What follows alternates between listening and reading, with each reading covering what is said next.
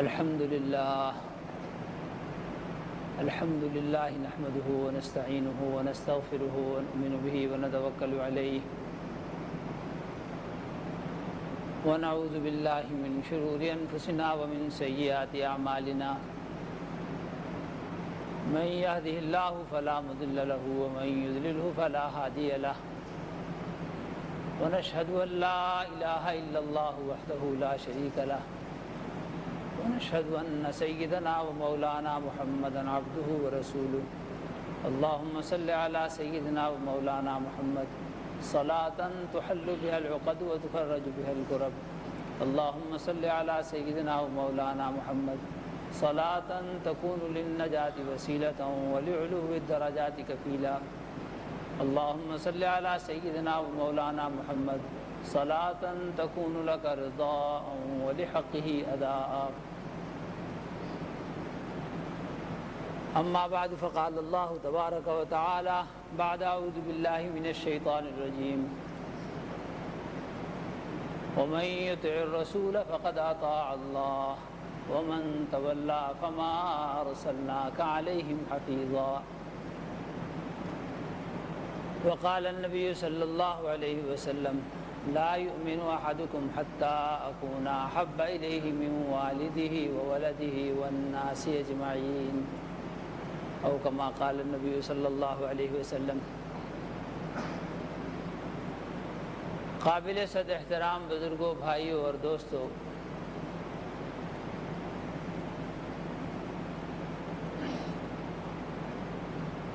گزشتہ سے بات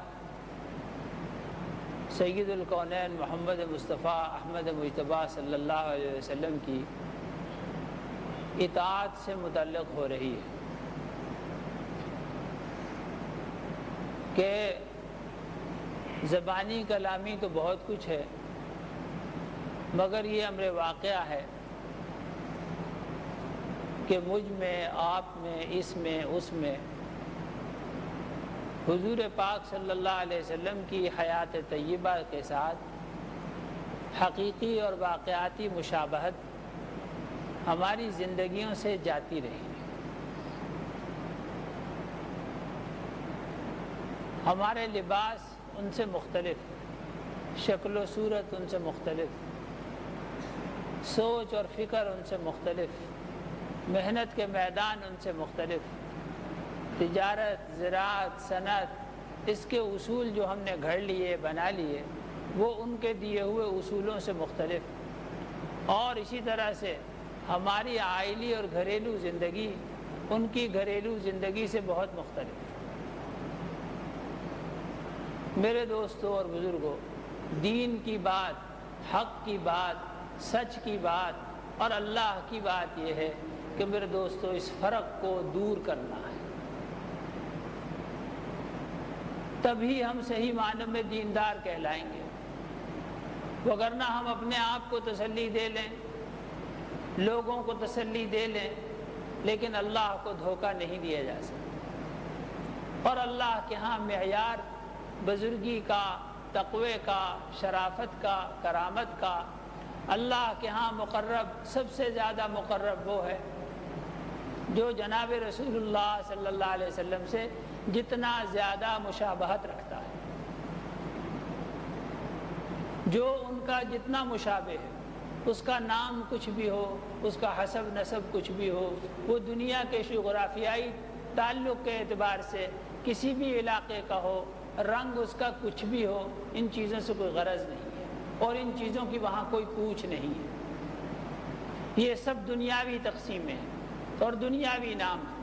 وہاں جو سکہ رائج الوقت ہے وہ یہ کہ میرے دوستو، جناب رسول اللہ صلی اللہ علیہ وسلم کی زندگی سے، ان کی حیات طیبہ سے آپ کی زندگی کتنا جوڑ رکھتی ہے اور کتنا میل کھاتی ہے۔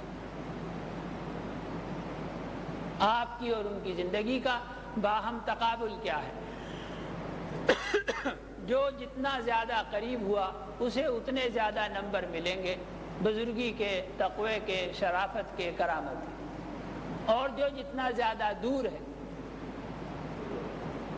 اس کے بارے میں اس بات کی کوئی پرواہ نہیں ہے کہ وہ کالا ہے یا گورا ہے یا اس کا حسب نسب کیا ہے۔ میں عرض کرتا ہوں اگر عملی زندگی میں وہ رسول اللہ صلی اللہ علیہ وسلم کا متبع نہیں ہے، یہ انبیاء علیہ السلام کے طریق پر نہیں ہے، تو وہ اللہ کے یہاں جب حساب ہوگا تو وہ بھلے نبی کا قریب ترین رشتہ دار ہی کیوں نہ ہو، یہ رشتہ داری بھی اس کے کوئی کام نہ آئی۔ عملی مشابہت، جہاں تک قول کا تعلق ہے، بات کہنا ایمان کی، دین کی، عمل صالح کی، خلق حسن کی، بات کرنا، اچھی بات کہنا بہت عمدہ بات ہے، لیکن اس حقیقت کو بھی نظر انداز نہیں کرنا چاہیے کہ دنیا کے کوئی بھی کام ابتدا اس کی ضرور بات ہوتی ہے، ابتدا اس کی ضرور بات ہی ہوتی ہے، پہلے خیال اور فکر ہوتا ہے، پھر اس کے بعد اس کے موافق باتیں ہونا شروع ہوتی ہیں، اور باتوں کے بعد عملی تشکیل ہوتی ہے۔ لیکن یہ حقیقت نظر انداز کرنے کی نہیں ہے کہ دنیا کا کوئی بھی کام محض باتوں سے نہیں ہوتا۔ جب دنیا جو کہ چھوٹی ہے دین کے مقابلے میں، بہت چھوٹی دنیا، یہ سارا مادہ، مٹی کی محنت جو یقیناً فنا ہو جائے گی، یقیناً جس کی عمر بہت تھوڑی ہے، بہت چھوٹی، کچھ عرصہ پہلے تک نہیں تھی اور کچھ عرصہ بعد نہیں ہوگا، یہ سب کچھ نہیں ہوگا، بہت چھوٹی سی یہ حقیقت، اس میں جو حقائق ہم بڑے بڑے جن کو بنا لیتے ہیں، وہ چیزیں محض باتوں سے جب وجود میں نہیں آتی تو میرے دوستو دین جو اس کے مقابلے میں بہت بڑی اور زندہ جاوید ایک حقیقت ہے، اور دین کا ایک ادنا سا جز، ایک چھوٹا سا پہلو میرے دوستو اگر ایک پلڑے میں رکھا جائے اور کل عالم اپنے سارے حقائق سمیت ایک پلڑے میں رکھا جائے تو وہ دین کی بات اور دین کا ایک چھوٹا سا جز، وہی پلڑا بھاری ہوگا۔ وہ دین کیسے باتوں سے بات مان لی جائے، وہ کیسے باتوں سے وجود میں کیسے آ جائے گا، اس کی بات کیسے باتوں سے بن جائے گی۔ یہاں بیٹھے ہوئے اچھے بھلے پڑھے لکھے سمجھدار عاقل بالغ باوسائل معزز معاشرے کے 4-6 آدمی کسی چھوٹی سی چھوٹی بات پر، چھوٹے سے چھوٹے موضوع پر گفتگو شروع کر دیں، اور گفتگو بڑی عالمانہ، محققانہ اور بڑی مدلل، مثلا مثال کے طور پر بیٹھے ہیں اور بلب فیوز ہو گیا، بیٹھے سورج غروب ہو گیا، بتی کی ضرورت محسوس ہوئی، بسا اوقات ایسا ہوتا ہے، اس کا سوئچ آن کیا اور آن کرتے ہی ساتھ ہی وہ اڑ گیا، مدت اس کی ختم ہو چکی تھی، ختم ہو گیا۔ اب وہ بلب جو ہو اس کی بات، اس کو ایک آدھ دفعہ پہلے اس کی بات ہوگی، ایک آدھ دفعہ اس کو گھما کے پھرا کے دیکھا جائے گا، اس کا سوئچ ہل گیا ہے یا اس کا ہولڈر ہل گیا ہے، یہ کیا ہوا ہے۔ جب معلوم ہوا کہ بھئی یہ بات نہیں بن رہی تو اب لانا ہی پڑے گا، عملی طور پر، حقیقی اور واقعاتی طور پر اس کے لیے جانا پڑے گا، لانا پڑے گا، لگانا پڑے گا تو روشنی آئے گی۔ وہ چیز ختم ہو گئی، اب اس کا متبادل لانے کے لیے بات کے علاوہ محنت کی ضرورت ہے، اس میں کچھ مال بھی لگے گا، وقت بھی لگے گا، اس پر عالمانہ اور محققانہ اور مدلل گفتگو جائے گھنٹوں جاری رہے یا دنوں جاری رہے، صرف گفتگو سے تو وہ بلب پیدا ہونے کا نہیں، محض گفتگو سے وہ بلب اپنی جگہ پر آ کے لگے گا نہیں۔ اس فن پر کتابیں پڑھتے رہیے، بلب کے موضوع پر خطبات ہوتے رہے، چھوٹی سے چھوٹی بات، روٹی گھر میں ختم ہو گئی، مہمان آیا، بازار سے لانے کی ضرورت ہے تو بازار سے عقل مند لوگ جا کے لے آیا کرتے ہیں، روٹی کی بات، تھوڑی سی بات، تو بھئی روٹی ہے نہیں ہے، ضرورت ہے، وہاں دیکھ لو، یہاں دیکھ لو، یہ کر لو، اور پھر آخر 2-4 باتوں کے بعد طے ہوا کہ بازار سے لائیں گے، بازار سے لاتے ہیں۔ اس موضوع پر بہت زیادہ لمبی بات بات بات بات بات اگر کر بھی لیں تو کیا اس سے روٹی پیدا ہو جائے گی؟ وہاں پہ باتیں کرنے سے ماچس دیا سرائی کتنی معمولی قیمت کی چیز ہے، ایک گلاس پانی کی اگر ضرورت ہو تو میرے دوستو وہ بھی لانا پڑتا ہے، اس کی حقیقت کو موجود کرنے کے لیے لانا پڑے.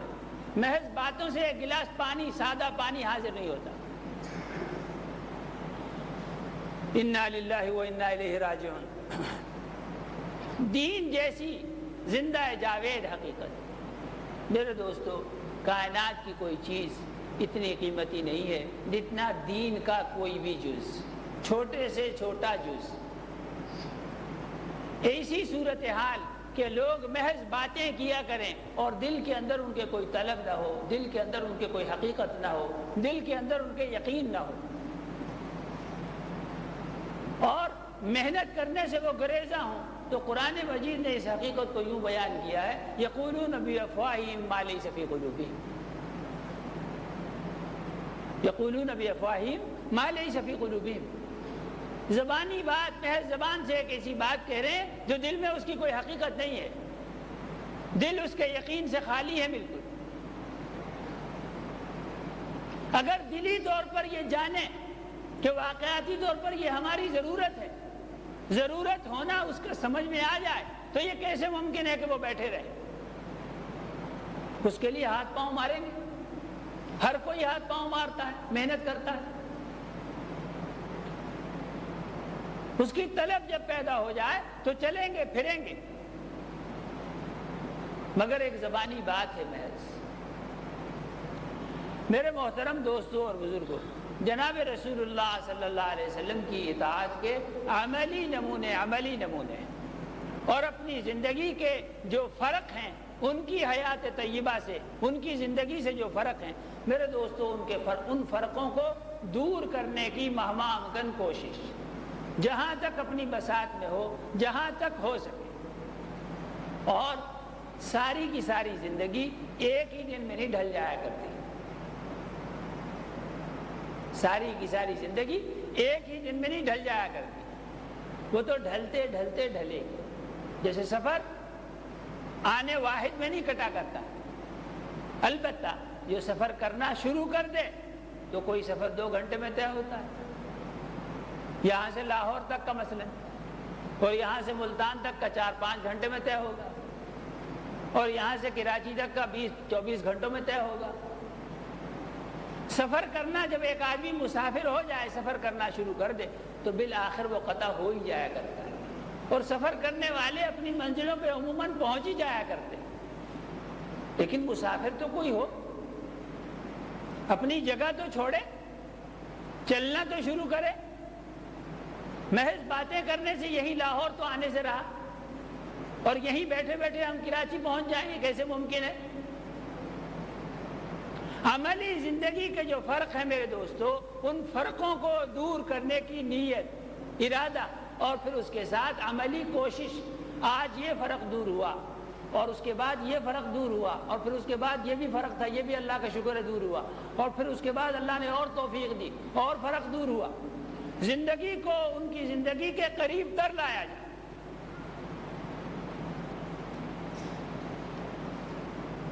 یہ بات مسلم ہر مسلمان کے نزدیک کہ اللہ کی رحمتیں، اللہ کی برکتیں، اللہ کا نور، اللہ کی ہدایت، اللہ کی طرف سے آیا ہوا علم، اور اللہ کی مدد اور نصرت اور دعاؤں کی قبولیت، جو چیز جناب رسول اللہ صلی اللہ علیہ وسلم کے ساتھ ہے، وہ روئے زمین پر نہ اس سے پہلے کبھی کسی کو عطا ہوا اور نہ قیامت تک کسی اور کو عطا ہوگا. یہ بات صحیح ہے، مسلم ہے. میرے محترم دوستوں اور بزرگوں، اس میں سے ہر آدمی اس بات کا خواہاں ہے کہ مجھے بھی حصہ ملنا چاہیے بحیثیت امتی ہونے کے.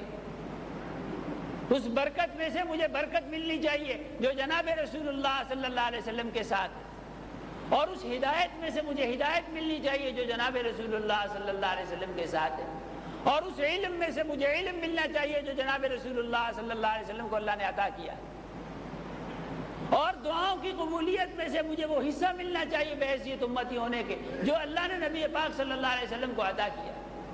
غرضے کہ جو نور اور جو بھی کچھ عطا کیا گیا اس میں سے بحیثیت امتی ہونے کے ہم حقدار ہیں، ہمیں ملنا چاہیے. میرے دوستو اس کا سادہ سا اور آسان سا طریقہ اور ہر آدمی کی سمجھ میں آ جانے والی بات کہ جو جتنا زیادہ قریب ہوگا اس کا اتنا ہی زیادہ حصہ. عملی زندگی میں ان کے موافق عمل کرنے میں جو جتنا زیادہ قریب ہوگا اس کا اتنا ہی زیادہ حصہ اور جو جتنا دور ہے اس کا اتنا ہی حصہ کم ہے. زمانے کے اعتبار سے فرق نہیں پڑتا. زمان اور مکان اس بات میں کوئی حیثیت نہیں رکھتے. زمانہ جناب رسول اللہ صلی اللہ علیہ وسلم کا خود اپنا زمانہ ہی کیوں نہ ہو. جو محروم تھے وہ ان کے ساتھ وہاں مکے میں رہتے ہوئے محروم تھے یا نہیں تھے؟ جو محروم تھے وہ مدینے میں رہتے ہوئے اسی مسجد میں رہتے ہوئے محروم تھے. اور جن کو اللہ نے سعادت بخشی وہ 20ویں صدی کے مسلمان بھی ہوں تو رسول اللہ صلی اللہ علیہ وسلم کے قریب ہے. زمانے کی کوئی حیثیت نہیں. اسی طرح سے مکان کی بھی ایسی کوئی حیثیت نہیں، کوئی بات نہیں. مدینے میں رہتے ہوئے بھی محروم، وہی مکان، وہی شہر، وہی بلد جناب رسول اللہ صلی اللہ علیہ وسلم کا، اور وہی بلد، وہی جگہ، وہی شہر ان کا بھی، لیکن محروم ہی ہے. اور فیض جناب رسول اللہ صلی اللہ علیہ وسلم کا تا قیامت ہے. اور زمین و آسمان جہاں تک اس کی وسعتیں ہیں اللہ کے علم میں، وہاں تک کوئی دور نہیں، کوئی قریب نہیں. زمانی و مکانی فاصلے اس میں کوئی اہمیت نہیں رکھتے. بات ذہنی، اعتقادی اور عملی قرب کی ہے. عمل کے اعتبار سے جو جتنا زیادہ قریب ہے، اعتقاد اور محبت کے اعتبار سے جو جتنا زیادہ قریب ہے. زمانے کے اعتبار سے کتنا ہی دور کیوں نہ ہو، مکان کے اعتبار سے کتنا ہی دور کیوں نہ ہو، اس کی جگہ اس کو فیض ملے گا. اطاعت کا مادہ، اطاعت کا شوق. میں اسے موقع پر عرض کیا کرتا ہوں بات. میرے دوستو، اللہ نے جو ہمیں دین عطا کیا، اللہ نے جو ہمیں دین عطا کیا، اس کا نام ہی اسلام رکھا. اس کا نام ہی اسلام رکھا. وَرَضِيتُ لَكُمُ الْإِسْلَامَ دِينًا. قال اللہ تعالی وَرَضِيتُ لَكُمُ الْإِسْلَامَ دِينًا. میں نے تمہارے لیے اسلام کو بطور دین کے پسند کیا ہے، ایک بطور طریقہ زندگی کے پسند کیا ہے. اسلام تمہارے لیے چلنے کا اچھا طریقہ ہے. اسلام لغت میں الاسلام اس کے معنی ہے گردن باطاعت نہادن. ماننے کے لیے گردن جھکا دینا، ماننے کے لیے تیار ہو جانا، ماننے کے لیے آمادہ ہو جانا. یعنی سارے اسلام جو نام رکھا ہمارے دین کا، اس کا نام، اس کا خلاصہ، اس نام کا ترجمہ کیا ہے؟ اطاعت. ہمارے دین کا نام، اس کا ترجمہ کیا؟ اطاعت، ماننا. ماننے کا جس آدمی میں مادہ نہیں ہے اور وہ مانتا نہیں ہے، اور ماننا میری نہیں مانتا، امیر کی نہیں مانتا، فلاں حاجی صاحب کی نہیں مانتا، چچا کی نہیں مانتا، باپ کی نہیں مانتا. اس سے ان چیزوں سے ہم بحث نہیں کرتے. میرے دوستو، ماننا جس کی ہم بات کر رہے ہیں وہ یہ کہ اللہ اور اللہ کے رسول کی وہ کتنی مانتا ہے. اور جو آدمی اللہ اور اس کے رسول صلی اللہ علیہ وسلم کا مطیع نہیں ہے، فرما بردار نہیں ہے، وہ ان کی نہیں مانتا، وہ مجھے اور آپ کو کیا جانتا ہے. جو سب سے بڑے کی نہیں مانتا اور اس نے اپنے بعد جس کو سب سے بڑا قرار دیا اس کی نہیں مانتا، وہ میری اور آپ کی کیا مانے گا؟ اس سے ہم کیسے توقع وابستہ کر لیں اور امید کیسے لگا لیں؟ میرے محترم دوستوں اور بزرگوں، ماننے سے بھائی بات بنے گی. دنیا کے مسئلے، آخرت کے مسئلے، اور اصل مسئلے تو آخرت کے مسئلے. دنیا کے مسئلے کوئی مسئلے نہیں ہے. اللہ نہ کرے، بڑا بدقسمت ہوتا ہے وہ آدمی جس کے نزدیک دنیا کے مسئلے مسئلے بن جائے. اور دنیا کے مسئلے اس آدمی کے نزدیک مسئلے بنتے ہیں جس کے سامنے آخرت کا مسئلہ نہیں ہوتا۔ واللہ اللہ نے طریقہ جاریہ ایسا بنایا اور تمام انبیاء علیہ السلام کو اسی بات کا معلم بنا کر بھیجا، اسی بات کا مدرس بنا کر بھیجا۔ انہوں نے یہی تعلیم دی، یہی تدریس کی اور یہی تبلیغ کی اور یہی حکمت سکھائی کہ ان کو بتاؤ کہ اگر تم آخرت کے کام میں لگو گے تو اللہ تمہاری دنیا کے کام خود بخود بنا دے گا۔ تمہارے دنیا کے کاموں کا حل، تمہارے دنیا کے مسائل کا حل آخرت کی طرف متوجہ ہونے میں۔ اور اگر تم آخرت سے منہ موڑ لو، آخرت کی طرف تمہاری پیٹھ ہو، پشت ہو، اور دنیا کی طرف تمہارا منہ ہو، تو سمجھ لو کہ اللہ کی پناہ تم مصیبت میں پڑ گئے، مشکل میں پڑ گئے، اور تم نے ایسے رخ پہ منہ کر لیا جس رخ پہ مسائل کا حل نہیں ہے۔ بالکل یقین جانیے ایسا جیسے بس کا ایک وہ رخ ہو جو چلنے کا رخ ہوتا ہے، جس طرف کو انجن ہے اور جس طرف کو ڈرائیور ہے۔ فرض کیجئے چلتے چلتے انجن میں خرابی آ گئی، انجن میں خرابی آ گئی۔ اب ڈرائیور نے کہا صاحب یہ انجن ٹھیک نہیں ہوگا، کہ اچھی بات ہے، ٹھیک ہے۔ انجن سے جب تک چل رہی تھی تب تک تو یوں کو چل رہی تھی، انجن کے ساتھ جب تک چل رہی تھی تب تک تو یوں چل رہی تھی۔ اب جب انجن نہیں چل رہا یا انجن خراب ہو گیا تو اب اس کو ہم یوں چلائیں گے۔ اسی کی اصلاح کرنا پڑے گی، اسی کی مرمت کرنا پڑے گی، اور اس رخ پہ جب وہ چلے گی تو چلنے کی طرح سے چلے گی۔ اور جب الٹے رخ سے آپ چلائیں گے تو کیا کر لیں گے؟ اس کے آگے خود بیل کی طرح جتیں گے، یا زیادہ سے زیادہ یہ ہے کہ دو چار بیل جوت لیں گے۔ لیکن بیلوں کے بس کی بات تو نہیں ہے بس کو آنکھنا چلانا۔ اگر چلا بھی لیں تو وہ کیسا چلنا چلے گی بھائی؟ وہ بس کا چلنا تو نہیں کہلائے گا، وہ تو بیل گاڑی کا چلنا ہوگا۔ یہ ہے رخ کی بات،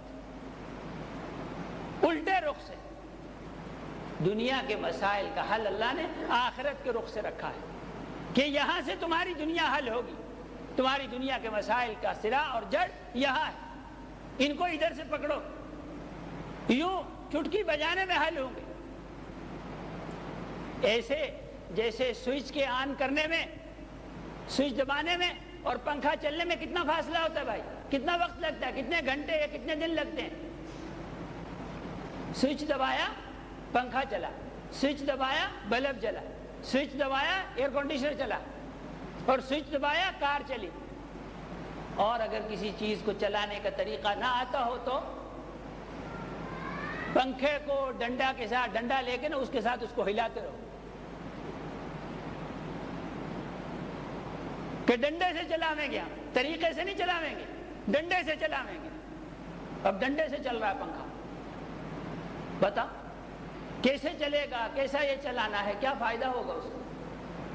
چلاویں گے اور احمق کہلاویں گے اور اس کا ہرگز کوئی نفع نہ اٹھاویں گے۔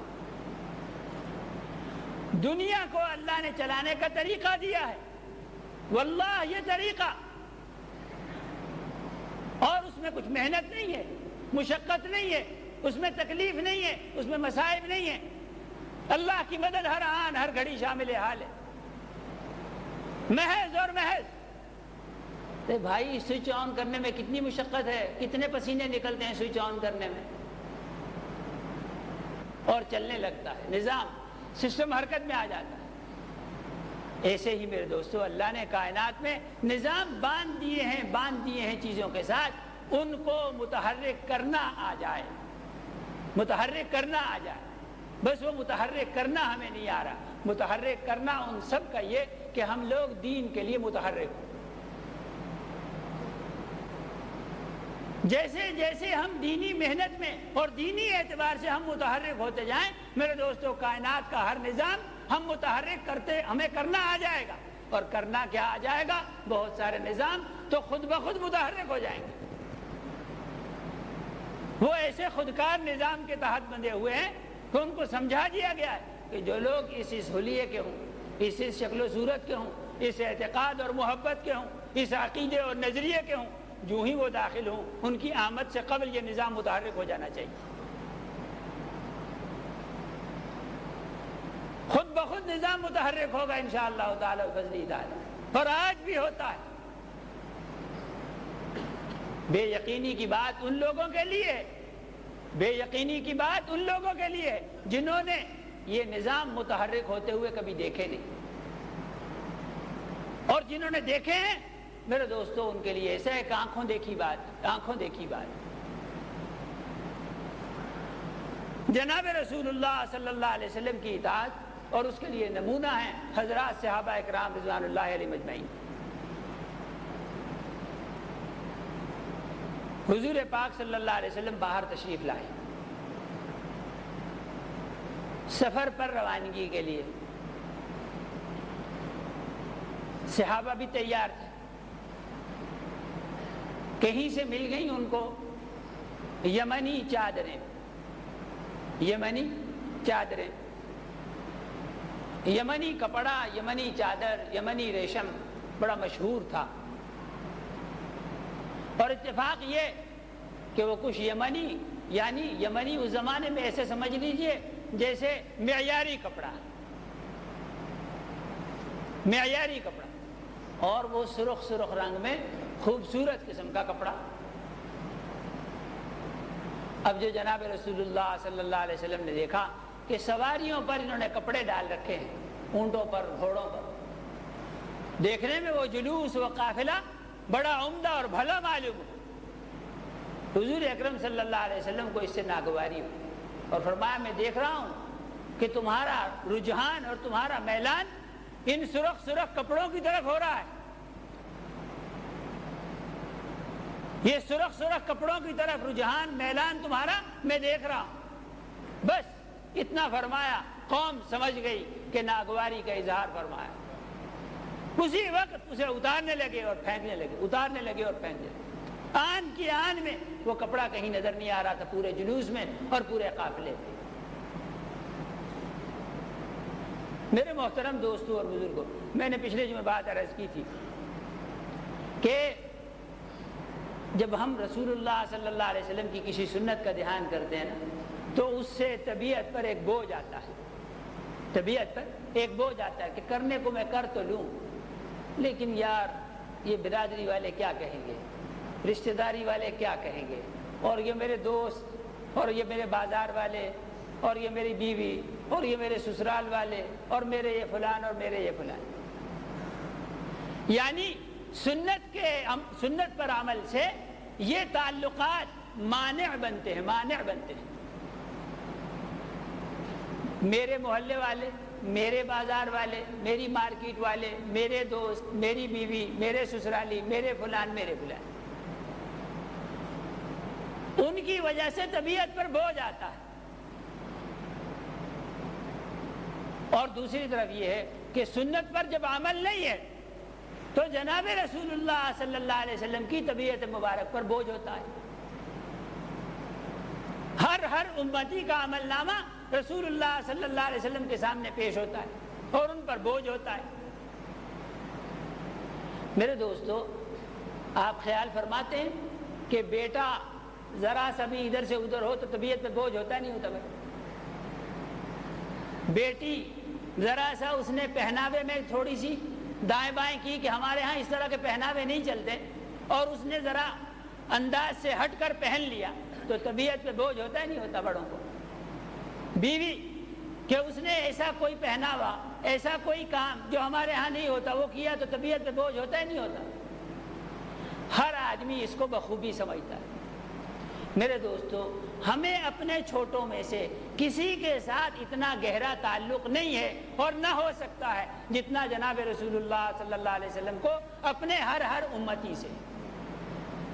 اور کسی بھی آدمی سے دکھ جو ہے وہ بقدر تعلق ہوا کرتا ہے، جس سے تعلق نہیں اس سے کوئی دکھ نہیں ہوتا۔ وہ کیسا پہنے ہوئے ہے، وہ کیا بنا ہوا ہے، اس نے کیا شکل صورت بنا رکھی ہے، کیا بول رہا ہے، کہاں رہتا ہے، رات گھر آیا نہیں آیا، کہاں رہا، کیسے رہا، اس سے کوئی غرض نہیں، تعلق ہی نہیں۔ اور جتنا زیادہ تعلق ہو اسی کی بقدر تکلیف زیادہ ہوا کرتی۔ میں نے عرض کیا جناب رسول اللہ صلی اللہ علیہ وسلم کو اپنے ہر امتی سے اتنا زیادہ تعلق ہے کہ جتنا ان دنیاوی تعلقات میں سے کسی کو بھی کوئی تعلق نہیں ہو سکتا آپس میں، سب سے زیادہ تعلق۔ اور جناب رسول اللہ صلی اللہ علیہ وسلم نے اپنے بارے میں یہ فرمایا، لا یؤمن احدکم حتی اکون احب الیہ من والدہ وولدہ والناس اجمعین۔ فرمایا تم میں سے اس وقت تک کوئی آدمی ایمان والا نہیں ہو سکتا جب تک کہ میں اس کے نزدیک اپنے والد سے اور اپنے بیٹے سے اور تمام رشتہ داروں اور تعلق داروں سے زیادہ محبوب نہ ہو جاؤں۔ جب تک میں اس کے نزدیک زیادہ محبوب نہیں ہوں اس وقت تک وہ آدمی ایمان والا نہیں ہے۔ یعنی ان سب تعلق داریاں یہ سب اپنی اپنی جگہ پر بجا، میرا تعلق اس کے دل میں، میری محبت اس کے دل میں ان سب محبتوں سے زیادہ ہونی چاہیے۔ میرے دوستو، رسول اللہ صلی اللہ علیہ وسلم کی سنت نے پکارا ایک بات کی طرف کہ یوں یہ پورا کر لینا چاہیے، ادھر یہ کہ میرے یہ فلاں یہ کہیں گے۔ مطلب یہ ہوا عمل نے یہ بات ثابت کر دی کہ ان لوگوں کی محبت یا ان لوگوں کا تعلق دل میں زیادہ ہے بنسبت رسول اللہ صلی اللہ علیہ وسلم کی محبت اور تعلق کے۔ اگر ان سے تعلق زیادہ ہوتا تو یقیناً ان کی آواز پہ لبیک کہا جاتا اور ان کی آواز کو نظر انداز کیا جاتا، ان کی بات مانی جاتی، ان کو نظر انداز کیا جاتا، ان کی ہر بات کو تسلیم کر لینا، ان کی ہر بات کو مان لینا اور رسول اللہ صلی اللہ علیہ وسلم کی باتوں کو نظر انداز کر دینا، بس اسی سے تعلق سمجھ میں آ جاتا ہے کہ ہم کس کے تعلق دار ہیں اور کس کے محبتی ہیں، کس کی محبت ہمارے دل میں زیادہ ہے اور کس کی محبت کم ہے، اور ہم کس کی ماننے والے ہیں کس کی نہیں ماننے والے۔ اور اس کے بعد آخری اور فیصلہ کن بات کہ رسول اللہ صلی اللہ علیہ وسلم نے فرمایا المرء مع من احب،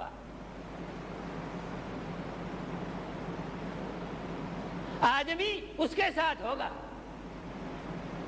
آدمی در حقیقت اس کے ساتھ ہے جس کے ساتھ اس کا قلبی تعلق ہے، جس کے ساتھ اس کی محبت، دنیا میں بھی انہی کا ساتھی، مرتے وقت بھی انہی کا ساتھی، قبر میں بھی انہی کا ساتھی، حشر میں بھی انہی کا ساتھی، اور فیصلہ ہو جانے کے بعد اللہ نہ کرے جس کے ساتھ ہیں اگر وہ جنت میں ہے تو یہ بھی جنت میں ان کے ساتھ، اور اگر وہ جہنمی ہے تو یہ بھی جہنم میں ان کے ساتھ۔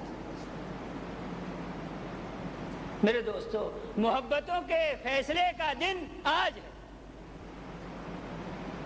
کہ ہم کس کے محبتی ہیں، کس سے ہمیں محبت کرنا ہے۔ کل اللہ کا فیصلہ ہوگا، یہ جو ہم فیصلہ کریں گے اس پر نتیجہ برآمد ہوگا، بالکل عین اس کے موافق جو حقیقت واقعہ ہو، جس کے محبتی ہوں گے اس کے ساتھ ہوں گے۔ اللہ کرے کہ ہم جناب رسول اللہ صلی اللہ علیہ وسلم کے حقیقی اور واقعاتی محبتی ہوں، تو جہاں وہ ہوں گے انشاءاللہ تعالی و بفضلہ تعالی ان کے ساتھ ہوں گے، ان کے ساتھ ہوں گے۔ اور اگر یہاں ان کے محبتی نہیں ہیں، ان کے تعلق دار نہیں ہیں، تو پھر میرے دوستو وہاں کے بارے میں ان سے توقعات اور امیدیں وابستہ نہیں کرنی چاہیے۔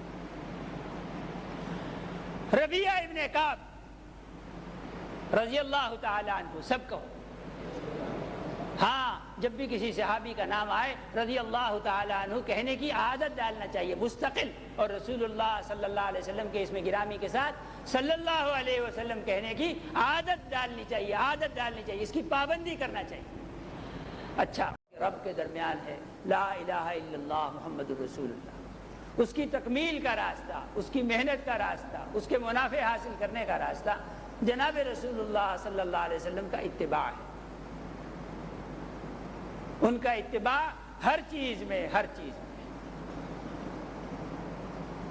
ایسا نہیں میرے دوستو کہ ان کو چیز پسند نہیں اور ہمیں پسند ہو۔ آپ نے دیکھا ہوگا بہت دفعہ، میں نے پہلے بھی یہ مثال عرض کی تھی، بیویاں محض اس وجہ سے رنگ پہننا چھوڑ دیتی ہیں کہ یہ میرے خاوند کو پسند نہیں،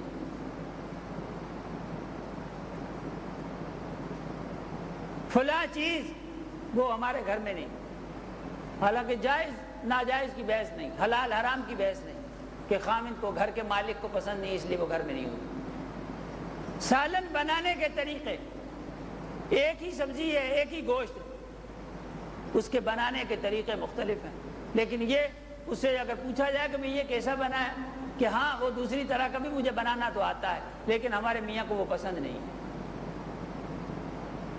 اور یہ کہ ہمارے گھر میں وہی بنتا تھا، ہمارے گھر میں وہی بنتا تھا پہلے، میرے میکے گھر میں یہی بنتا تھا، اسی طریقے سے بناتے تھے، مگر چونکہ میرے میاں کو اس طرح پسند ہے اس لیے یوں بنایا جاتا ہے، یہاں ہمارے گھر میں اب یہی طریقہ ہو گیا۔ میرے محترم دوستوں اور بزرگوں، حضور پاک صلی اللہ علیہ وسلم کو وہ چیز پسند نہیں اور ہمیں پسند ہے، یعنی مطلب یہ ہوا کہ بیوی کو اپنے خامن سے جتنی محبت ہے اور اس محبت میں وہ چھوڑے ہوئے ہے، وہ لباس نہیں پہنتی جو خامن کو پسند نہیں، وہ کھانا اس طریقے سے نہیں بناتی جس طریقے سے خامن کو پسند نہیں، تو کیا ایک مسلمان کو اپنے نبی پاک صلی اللہ علیہ وسلم کے ساتھ اتنا سا بھی تعلق نہیں جو بیوی کو اپنے خامن کے ساتھ ہوتا ہے، اور اتنی سی محبت بھی نہیں جتنی سی کسی بیوی کو اپنے خامن سے ہوتی ہے؟ حالانکہ محبت کرنے والوں نے تو مثالیں وہاں تک پہنچائی ہیں کہ اور ایسی ایسی مثالیں قائم کی ہیں کہ میرے دوستو زمین و آسمان نے اس سے پہلے کبھی ایسی مثالیں نہیں دیکھی، اور اللہ نے ان کی اس محبت پر گواہی قائم کی، اللہ ان کی اس محبت کے واقعات کے گواہ ہیں۔ والذین آمنوا اشد حبا للہ، اللہ کے ساتھ، اللہ کے رسول صلی اللہ علیہ وسلم کے ساتھ محبت تو میرے دوستو اس کے مقابلے میں دنیا کی کوئی بھی محبت کسی کو بھی مثال میں پیش نہیں کیا جا سکتا، وہ تو انوکھی ہوتی ہے، نرالی ہوتی ہے، اس جیسی کوئی مثال نہیں ہوتی۔ ایمان لانے والوں کو اپنے رب کے ساتھ، اپنے رسول کے ساتھ اس طرح کی محبت ہوا کرتی ہے۔ سید الکونین محمد مصطفیٰ احمد مجتبیٰ صلی اللہ علیہ وسلم کی خدمت میں ایک صاحب آئے، انہوں نے سونے کی انگوٹھی پہن رکھی تھی، انہوں نے سونے کی انگوٹھی پہن رکھی تھی، اور یہ بات معلوم رہے کہ ہماری شریعت میں مردوں کے لیے سونا پہننا حرام ہے، تھوڑی مقدار بھی زیادہ مقدار بھی سب حرام ہے۔ جناب رسول اللہ صلی اللہ علیہ وسلم کی نظر پڑی اس انگوٹھی پر، حضور نے ناگواری کا اظہار فرمایا کہ یہ کیا پہن رکھا ہے؟ بظاہر یہ کہ سلام کے بعد مصافحہ کیا ہوگا، مصافحے میں نظر پڑ گئی، اب جو دیکھا تو فرمایا کہ یہ کیا پہن رکھا ہے، اور خود ہی اپنے ہاتھ سے پکڑ کر اتار دی، یہ فرماتے ہوئے کہ یہ اہل جہنم کا زیور ہے، یہ جہنم والوں کے لیے مناسب ہے، اور اس کی ہاتھ سے نکال کے یوں پرے کو پھینک دی۔ ان کے ہاتھ سے انگوٹھی نکال کے یوں پھینک دی، نفرت کے ساتھ، حقارت کے ساتھ، کہ یہ اہل جہنم کا زیور ہے، جہنم والوں کے لیے مناسب ہے، یا یوں کہیے کہ جسے جہنم میں جانا ہو وہ پہنا کرے۔ خیر، مجلس اختتام کو پہنچی، مجلس ختم ہو گئی، حضور پاک صلی اللہ علیہ وسلم اٹھ کر تشریف لے گئے۔ بعد میں ساتھیوں نے کہا کہ بھائی وہ وہیں کی وہیں پڑی ہے،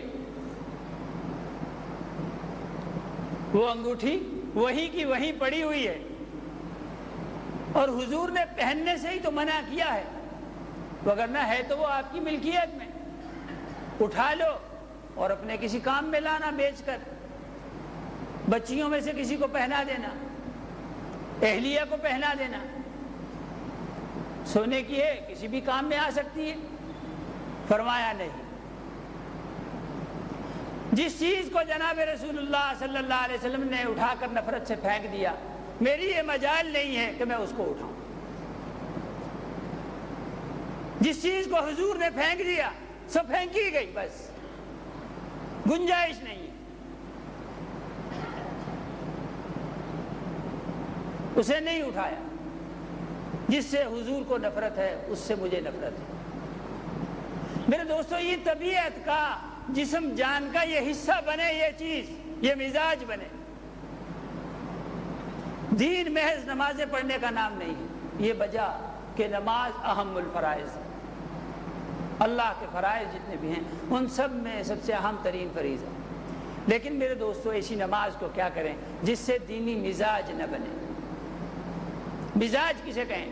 دینی مزاج یہ ہے کہ جو چیز حضور کو پسند ہے وہ ہمیں بہت پسند ہے، اور جو چیز حضور کو پسند نہیں ہے وہ ہمیں کسی قیمت پہ پسند نہیں۔ حضرت عمر رضی اللہ تعالیٰ عنہ حضور کی خدمت میں حاضر ہوئے اور ریشمی جبہ پہنا ہوا تھا، ریشمی جبہ پہنا ہوا تھا۔ حضور نے دیکھا نامناسب، ریشم پہننا مردوں کے لیے حرام ہے شریعت، تھوڑا یا زیادہ، اس سے غرض نہیں، مردوں کے لیے مطلقاً ریشم حرام ہے، عورتیں پہن سکتی۔ تو حضور نے اس پر ناگواری کا اظہار فرمایا کہ یہ کیا پہن رکھا ہے، یہ کیا ہے؟ انہیں احساس ہوا کہ حضور کو پسند نہیں۔ خیر، بات آئی گئی ہو گئی۔ دوسرے موقع پر پوچھا کہ عمر وہ جبہ کیا ہوا، وہ تمہارا جبہ وہ کیا ہوا؟ یہ ذرا خاموش ہوئے، چپ ہوئے، اور پھر عرض کر دیا، چونکہ سوال کر لیا تھا اس کا جواب دینا بھی واجب ضروری۔ تو عرض کیا، یا رسول اللہ، باہر گیا، وہ نان بھائی کی دکان چل رہی تھی، تنور جل رہا تھا، اس میں ڈال دیا۔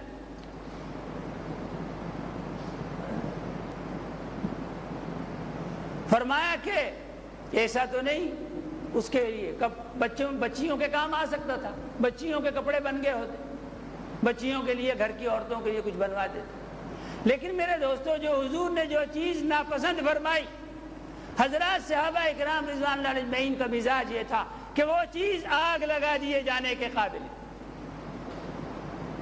جس سے حضور نے منہ میڑا، حضور نے منہ پھیرا، یہ مستقل طور پر اس سے منہ موڑ لیتے تھے، منہ پھیر لیتے تھے۔ اس کے لیے کوئی گنجائش کہ اس کی کوئی شکل بدل لی جائے، اسے کسی اور طریقے سے کارآمد بنا لیا جائے، اس کے بارے میں کوئی مسئلہ دریافت کر لیا جائے، اس کے بارے میں کوئی تعویل کر لی جائے، ایسا نہیں، یہ مزاج نہیں۔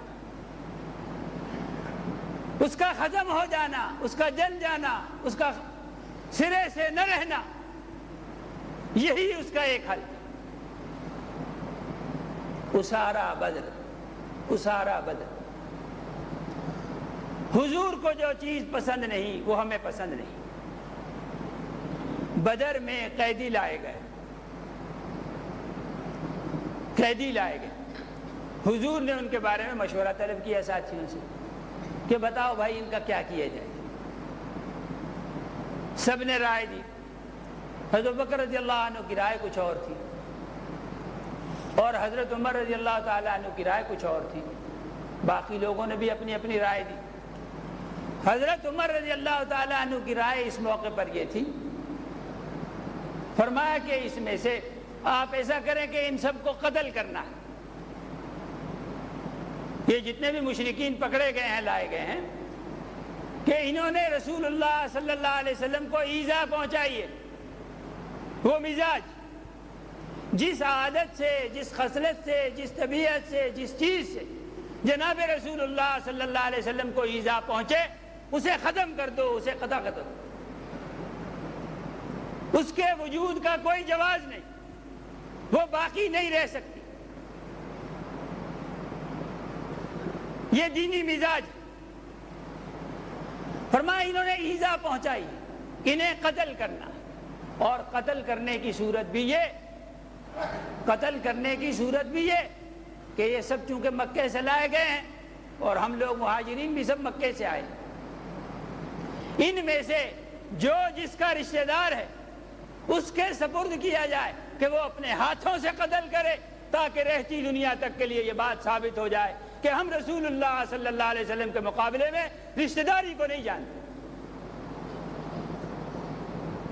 ان کے مقابل یا ان کو ایذا پہنچانے والا کوئی رشتہ دار بھی آئے گا تو اس کو قتل کر دیں، بیٹا ہو، باپ ہو، بھائی ہو، ماں ہو، کوئی ہو، رسول اللہ صلی اللہ علیہ وسلم کا مقابل ہو صحیح، اس کے لیے ہماری تلوار ہے، اس کے ساتھ کوئی رشتہ داری نہیں، اس کا فیصلہ ہم تلوار سے کریں گے۔ فرمایا جو جس کا رشتہ دار ہے، فرمایا میرے بھی رشتہ دار ہیں اس میں، ان کو میرے حوالے کرو، میں اپنے ہاتھ سے ان کو قتل کرنا چاہتا ہوں، اس لیے کہ یہ میرے رشتہ دار نہیں، یہ جناب رسول اللہ صلی اللہ علیہ وسلم کے لیے موذی ہے، موذی۔ انہوں نے حضور کو تکلیف پہنچائی ہے، حضور کے مقابل آئے۔ یہ باتیں ہیں محبت کرنے والوں کی، یہ باتیں ہیں محبت کرنے والوں کی۔ ایک ہمیں بھی دعویٰ ہے، ایک ہمیں بھی دعویٰ ہے جناب رسول اللہ صلی اللہ علیہ وسلم سے محبت کا۔ لباس ایسا جو رسول اللہ صلی اللہ علیہ وسلم کے لیے باعث تکلیف، شکل ایسی جو جناب رسول اللہ صلی اللہ علیہ وسلم کے لیے باعث تکلیف، کھانا پینا ایسا جو جناب رسول اللہ صلی اللہ علیہ وسلم کے لیے باعث تکلیف، لینا دینا ایسا، گلی کا ماحول ایسا، گھر کا ماحول ایسا، بیوی اور بچیوں کا ماحول ایسا کہ سب چیز جناب رسول اللہ صلی اللہ علیہ وسلم کے لیے تکلیف دے، اور اس کے باوجود ہم محبتی ہیں، محبت کا دعویٰ کرتے ہیں۔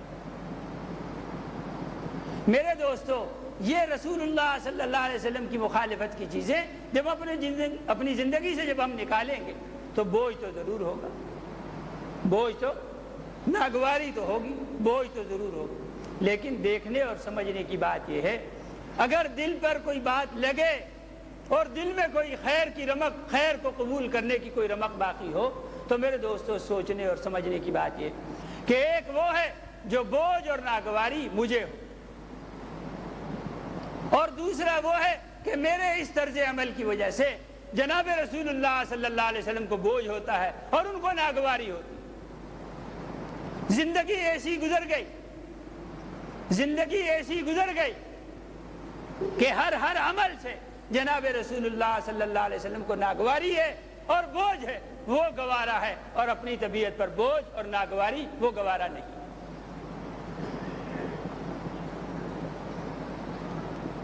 یہ سوچنے کا مقام ہے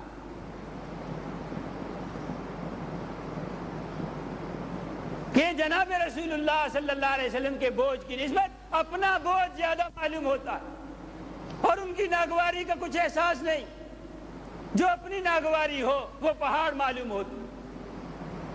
کیسا تعلق ہے، کیسی محبت ہے، وہ کیسے ہمارے امام ہیں، اور جناب رسول اللہ صلی اللہ علیہ وسلم سے شفاعت کی کیسی امیدیں وابستہ ہیں، جبکہ یہ بھی معلوم ہے کہ ان کی شفاعت کے بغیر آخرت نہ بنے گی، کوئی کام نہ بنے گا۔